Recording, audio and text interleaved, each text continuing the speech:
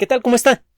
Le damos la bienvenida a El Explicador de Enrique Ganem y María de Los Ángeles Aranda. El mundo natural es extraordinariamente variado, diverso, y todo está interconectado. A final de cuentas, la naturaleza es una. Existen muchas disciplinas diferentes en el mundo de la ciencia como consecuencia de la complejidad de lo que se estudia, pero a final de cuentas todas las disciplinas se tocan. Todos los conocimientos científicos tarde o temprano se apoyan unos a otros para ayudarnos a crear tecnología. Y aquí tiene usted un ejemplo muy práctico que tiene que ver con un artículo publicado recientemente en Science Advances, una publicación electrónica, que también se puede conseguir en papel, que ofrece artículos de alto nivel, que depende de la editorial Science, etcétera. Hemos platicado de esta publicación en muchas ocasiones. El pasado 4 de agosto apareció un trabajo gratuito descargable que relaciona a la lucha contra COVID-19 con eventos sucedidos cuando apenas empezaba la segunda mitad del siglo XIX. En aquella ocasión, Jean-Antoine Villemin demostró que los conejos se podían infectar con tuberculosis humana. 3 años después encontró que los conejos se podían infectar con tuberculosis de vacas y que los conejos podían ser infectados con tuberculosis de otros conejos. A la hora de ponerse a revisar estas relaciones, Villemin concluyó que tenía que existir alguna cosa invisible, algún veneno invisible. El término genérico en latín para veneno es virus. En el siglo XX ya tiene un significado biológico más preciso. En aquella época era un término genérico. La conclusión de Villemin es que existía un algo invisible, venenoso, peligroso, que era responsable por la enfermedad, algo contagioso. Total que para no hacerle más larga la historia, en la que quedan involucrados nombres como el de Robert Koch, uno de los grandes padres de la microbiología moderna, y otras personas más, Albert Calmet, que ya en aquella época era un investigador famoso en el Instituto Pasteur, de hecho fue en su momento colega de Louis Pasteur. Imagínese tener esa distinción. Nada más recuerde que cada día miles de millones de personas le deben su salud a Louis Pasteur. Cada día Pasteur salva millones de vidas. El ser colega de una persona así es una medalla invisible, pero más grande que cualquiera que se puede otorgar en cualquier conflicto bélico. Bueno, el caso es que Albert Calmet y su colega, primero fue su asistente, Camille Guérin, empezaron a trabajar con el microorganismo que causa la tuberculosis, quedó bien identificado, y se dieron cuenta que cuando cultivaban esa cosa casi invisible, que solamente podía ser detectada al microscopio, cuando la cultivaban en una mezcla de bilis, glicerina y papas, no me pregunte cómo llegaron a esa mezcla, otro día le platico. La cosa es que cuando sembraban esta bacteria en este cultivo tan peculiar, las bacterias se volvían menos virulentas. Pues sí, me imagino que por la indigestión. Pero el caso es que al repetir varias veces este proceso, cultivar la bacteria en este medio desagradable, tomar una muestra y sembrarla en otro medio igualmente desagradable pero fresco, al cabo de un tiempo tenían una variante, una cepa, como se dice en el mundo de la microbiología, que prácticamente no podía producir enfermedad. A lo largo de 13 años estuvieron repitiendo este proceso 239 veces. Puede usted decir lo que quiera de los científicos que están chiflados, que son lo que sea, menos que son impacientes, cuando menos estos de aquí. 13 años, 239 veces. Pasó la Primera Guerra Mundial y, total, encontraron que esta bacteria no podía producir enfermedad en animales. Empezaron a hacer otras pruebas al principio, desde luego muy tímidas. En aquella época la tuberculosis mataba tanto o más que una guerra. Había ciudades enteras dedicadas al tratamiento de tuberculosos. Mucha gente dedicaba sus carreras a una especialidad que involucraba el tratamiento de pacientes tuberculosos y todos morían, o casi todos. Bueno, pues el caso es que en 1921, y después de muchos esfuerzos lentos, pausados, estos investigadores se decidieron a probar su vacuna en seres humanos. Hubo una serie de problemas. En 1930 se vacunaron a 240 niños y aparentemente hubo un problema allí con el lote de la vacuna y eso generó un verdadero desastre. 72 niños murieron. Casi todos desarrollaron tuberculosis y 72 niños murieron. Se encontró cuál fue la causa del problema y total, hubo demandas contra los que fabricaban la vacuna, ya se imaginará, y no era para menos. El caso es que la vacuna bien fabricada funcionaba y se empezó a fabricar de una manera mucho más cuidadosa y en mayor cantidad, y eso es lo que detuvo, cuando menos temporalmente, la pandemia de tuberculosis que estaba matando a miles y miles de personas en todo el mundo. En la actualidad, la vacuna de Calmette-Guerin, que tiene el bacilo desarrollado por Calmette y Guerin, por eso se llama vacuna BCG. Seguramente ha oído usted hablar de ella, o casi seguramente. Se aplica a gran escala en todo el mundo y por eso la tuberculosis se ha convertido en un problema relativamente menor. Aunque han aparecido, por un lado hay mucha gente que no se vacuna y por otro lado la gente cuando no come bien, cuando está crónicamente desnutrida, es más fácil víctima de toda clase de enfermedades, incluso cuando tiene la protección de una vacuna. Como consecuencia de eso, todos los años mueren alrededor de 1,5 millones de personas de tuberculosis. Pero en circunstancias normales la vacuna de la tuberculosis funciona. Con el paso de los años nos hemos dado cuenta que protegerse contra este tipo de bacterias es especialmente difícil. La bacteria de la tuberculosis pertenece a un grupo de las micobacteriáceas que son especialmente insidiosas. Esas bacterias se meten en el interior de nuestras células, en donde pueden escapar a prácticamente cualquier antibiótico. Hay antibióticos que les pegan, pero estas bacterias son muy adaptables y han aparecido variantes, han aparecido cepas que son muy resistentes a los antibióticos. Bueno, ¿qué tiene que ver esto con COVID-19? Por alguna razón, esta vacuna genera una respuesta inmune muy interesante. Tiene tiempo, por ejemplo, que se ha observado que la vacuna puede ayudar en el tratamiento de algunas variedades de cáncer. Y el efecto, cuando se tiene suerte y se aplica en el momento apropiado, es especialmente buena, sobre todo para cáncer de la vejiga urinaria. Esto se viene haciendo desde 1977. Y se ha estudiado por qué tiene este efecto la vacuna. Todavía no lo acabamos de entender bien, pero como consecuencia de esto se han construido cosas parecidas a vacunas que se ha encontrado que producen un efecto en cierto modo protector contra otras variedades de cáncer también en la vejiga. En algunos casos, cuando la vacuna se aplica de la manera apropiada, se da tratamiento, se remueven los tumores cancerosos y si se logran eliminar, ya sabe que luego tienden a regresar, la vacuna BCG reduce hasta en un 67% los casos de recurrencia de algunas variedades de cáncer. Parece que también podría tener algún efecto en el cáncer colorectal. El trabajo está en este momento en progreso.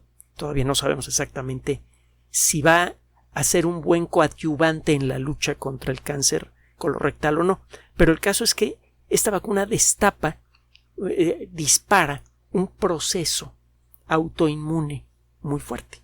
El sistema inmune se activa y no solamente aprende a destruir a la bacteria de la vacuna. Cuando le inyectan a usted esta vacuna, le inyectan la bacteria tontada.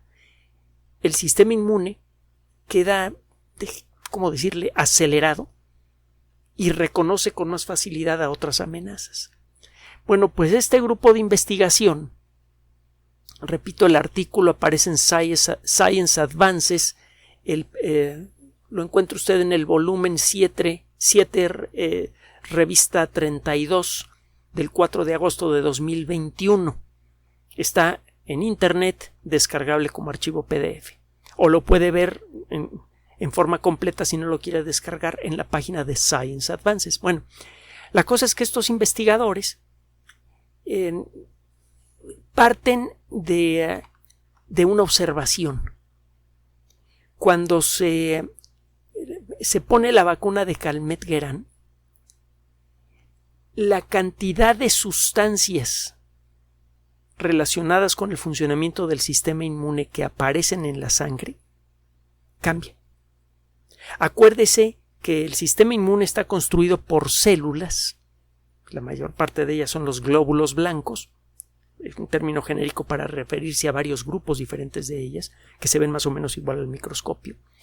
Y estas células intercambian información y reciben información del cuerpo en forma de señales químicas. Hay una larguísima familia de sustancias químicas que se conoce como factores de transferencia, que son los que sirven son el lenguaje molecular que utilizan las células del sistema inmune para comunicarse y para comunicarse con el cuerpo.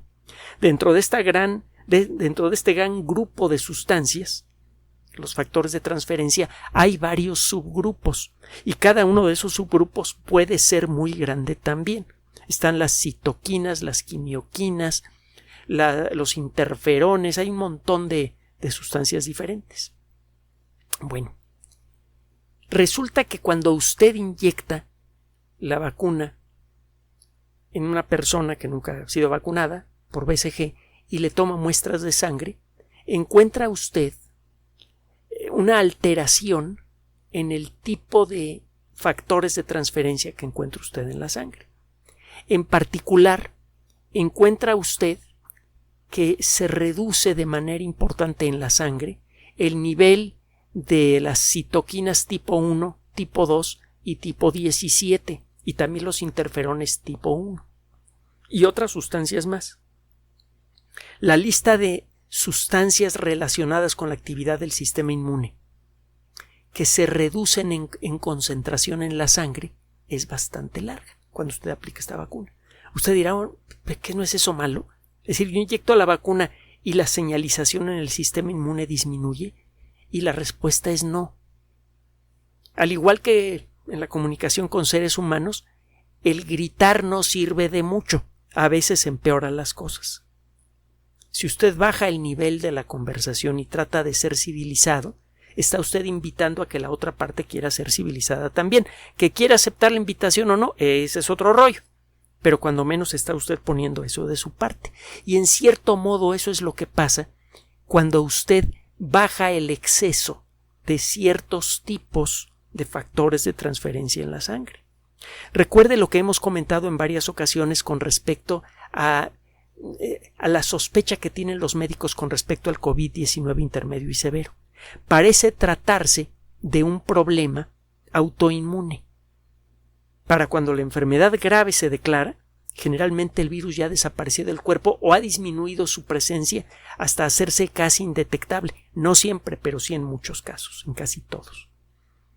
Eso significa que casi con seguridad lo que llamamos enfermedad grave, COVID-19 grave, es más bien una especie de enfermedad autoinmune. El sistema inmune empieza a enviar señales de alerta que activan a muchas células del sistema inmune que disparan una producción aún mayor de señales de alerta. Cuando el sistema inmune se alerta, se produce una reacción general en el cuerpo que tiene muchos aspectos diferentes que se conoce colectivamente como reacción de inflamación. Normalmente cuando pensamos en inflamación pensamos en una zona aislada de nuestro cuerpo, un piquetito en el dedo o un brazo que se hincha y nada más. Pero la inflamación puede ser general y puede no ser fácilmente visible a simple vista. En el caso de COVID-19 severo, tiene usted una inflamación importante en los pulmones y en otras partes del sistema respiratorio. Y obviamente eso no es deseable. Cuando un tejido se inflama se llena de líquido y además llegan los glóbulos blancos en gran cantidad y hacen chuza con lo que encuentran. Incluso pueden afectar a células normales que no han sido invadidas por virus. Esto podría explicar muchos de los aspectos del COVID-19 severo. Y lo cierto es que cuando se declara la enfermedad severa, una de las pocas cosas que reduce el riesgo de muerte de manera importante son ciertas sustancias antiinflamatorias. Y quiero volver a comentarle algo que hemos dicho antes. Estas sustancias que hemos mencionado en su momento, y que además están en boca de todos, son de uso muy delicado. Si usted se las empieza a echar en la boca con la idea de que eso le va a proteger contra COVID-19, va a cometer usted un error gravísimo. Esas sustancias disminuyen la actividad del sistema inmune.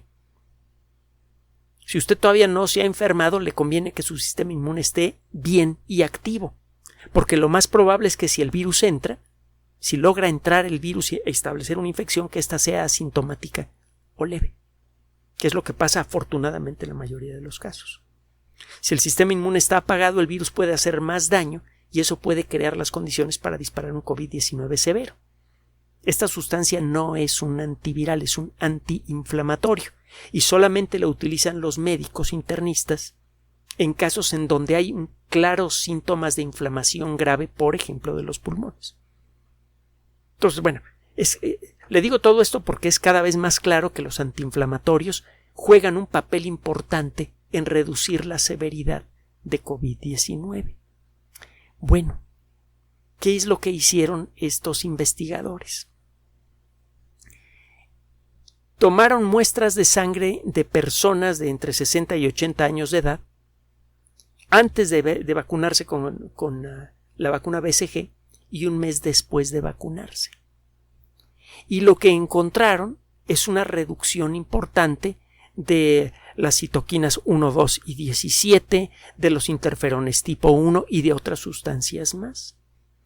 Estas sustancias las encuentra usted muy elevadas en pacientes severos de COVID-19. A ver, 2 más 2 son 4. La vacuna BCG se convierte en un candidato para el tratamiento de casos severos de COVID-19. No se sabe si el efecto suavizante del sistema inmune de la vacuna podría llegar lo suficientemente rápido para darle tratamiento a una persona que desarrolla la enfermedad severa. No lo sabemos. Lo que sí sabemos es que en personas de 60 a 80 años, que son las más expuestas a la enfermedad, incluso ya vacunadas, y es en donde la enfermedad grave se desarrolla con más facilidad, la vacuna BCG disminuye de manera importante sustancias que sabemos que intervienen en la enfermedad grave. Existe, por lo tanto, la esperanza muy directa, muy clara, lo suficientemente buena como para publicarla en esta revista, que es de bastante prestigio, la posibilidad, repito, de que esta vacuna pueda convertirse en una ayuda para enfrentar la enfermedad. Probablemente la vacuna se podría aplicar cuando comienzan a aparecer los síntomas. Si esto no funciona porque el proceso de protección es muy lento, probablemente lo que conviene es comenzar a vacunar a la gente más vulnerable, la que desarrolla más fácilmente la enfermedad grave, con la vacuna BCG. Que ya me vacuné, no importa, no pasa nada. A lo mejor se vacunó usted de niño. No es una vacuna que se esté aplicando cada rato. El aplicar la vacuna BCG a una persona adulta que se vacunó de pequeña no tiene normalmente ningún problema. Ninguno. Es una vacuna que conocemos casi desde la época de Pasteur. Así que no se trata de una... Bueno, no. La conocemos desde poco después de la Primera Guerra Mundial, para ser más precisos. Pero en cualquier caso es una vacuna bien conocida que tiene ya casi 100 años con nosotros. De hecho, ya cumplió 100 hace poco. Entonces, de nuevo, cuando usted hace ciencia, siempre se dedica a un solo tema, pero siempre tiene la oreja parada. Es imposible realmente dedicarse a un solo tema en el mundo de la ciencia. ¿Quiere usted dedicarse al estudio del funcionamiento del sistema inmune? Tiene que aprender biología molecular, tiene que aprender química, tiene que aprender algo de física, etcétera, etcétera. Necesita usted aprender de varias disciplinas diferentes.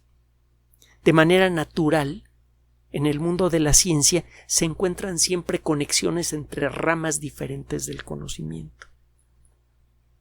Cuando la gente con suficiente experiencia y suficiente talento se pone a trabajar, muchas veces se encuentra estas conexiones que de lejos no se ven obvias.